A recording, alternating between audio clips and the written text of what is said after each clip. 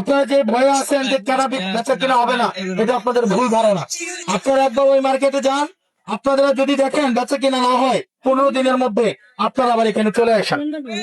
এখন ওই মার্কেটটা পরিচিত করানোর দায়িত্ব আমাদের।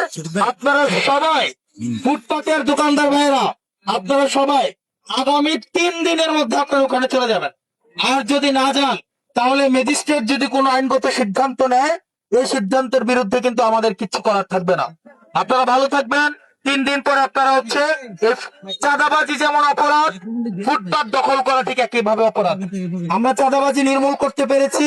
আমরা চাঁদাবাজদের বিরুদ্ধে যেভাবে জিরো টলারেন্স থাকবে, একইভাবে ফুটপাত যারা দখল করে তাদের বিরুদ্ধে কিন্তু আমাদের জিরো টলারেন্স থাকবে।